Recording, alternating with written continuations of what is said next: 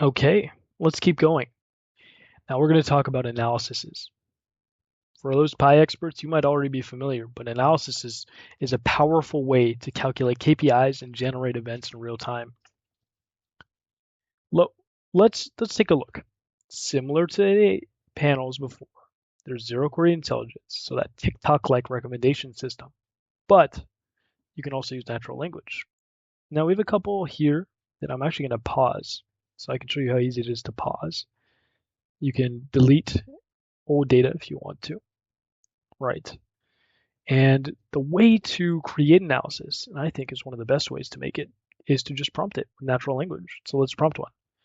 Let's do, I want an event to fire off if the temperature is too low. So a low temperature warning. I want an event to fire off if the temperature is too low.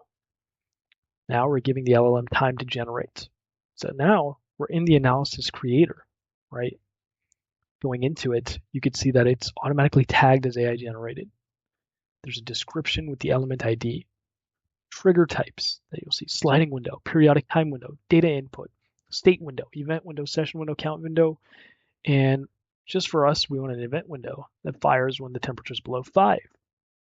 And I can manually adjust this, right? I can say maybe it's below 10 that I want to fire this. And then when it's greater than 10, right? The expressioning system has so many mathematical functions, string functions, conversion functions, time and date functions, aggregate functions, selection functions, time specific functions, right? All of these are available to use for you guys. And it's a really, really powerful tool, more powerful than anything out right now. So now, once I've gotten the expression that I like, now I can kind of manipulate it the way I want it, right? I can add a fill history if I wanted to. I can apply calculation on the element itself or child elements, which is really helpful for KPIs, right? Because some of those higher level elements might not have attributes. So that's how you create KPIs. And then now you have a roll up on window, and then you can output the attribute using the same expressioning system, and then even set an event attribute. I can delete it, of course, if I don't want it, and then I can also generate an event off of it. I simply hit save, and it's already running, just like that. End to end, simple to get up and going. And then you can go here.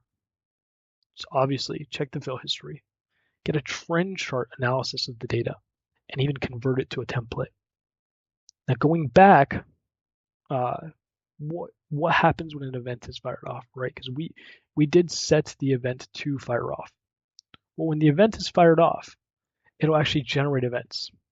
Now, this 99 you see are all of the events that have been generated, and it's the events that have been unacknowledged, so they've not been acknowledged, right? So those are these events.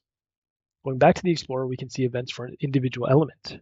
We'll see a duration, start time, and an end time. I can even save all of these events as a panel. So if I want to see these on a panel, it's a really convenient way to visualize this, right? Like maybe you have some data pulled up and you also want to see the events. Cool. So what can I do with these events? Well, I can run trend chart analytics of it, right? So here you go. I'm picking multiple events at the same time. There you go. Now, what I've done here is I've actually added an extra attribute from before. That extra attribute can be overlaid. I'll show you exactly how.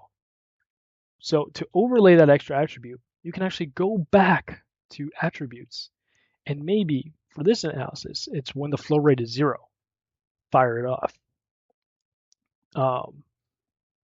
Let's pick, maybe the temperature has something to do with that, right? I'm going to add it to the trend. And there you go, it's already added. I can even enable multiple swim lane, right? So now that you know that, what other insights can I derive from this? Well, you can even align this by start time, right? So if you want to know exactly when both of these start, it's a very powerful way to get really, really precise into when these events fired off. And it gives you precision level control of everything. I can even disable multiple swim lane when I do this.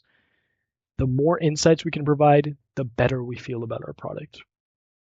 And then you can save this as a panel. And then I can go into the attributes list And then now you have information here like max, min, average, median, 5% profile, 95% profile.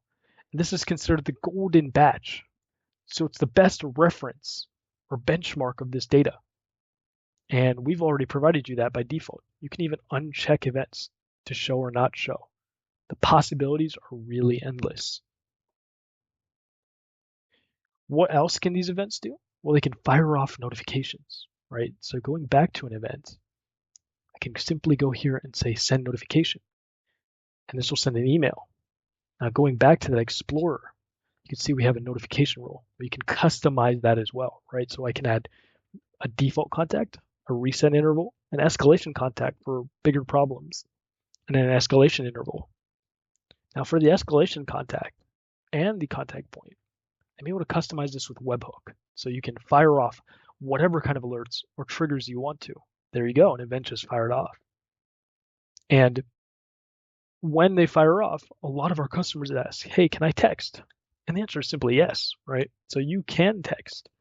You're able to test end to end, meaning that if I want to pull a text out webhook, of course you can text. And this really gives you full operational control of your organization.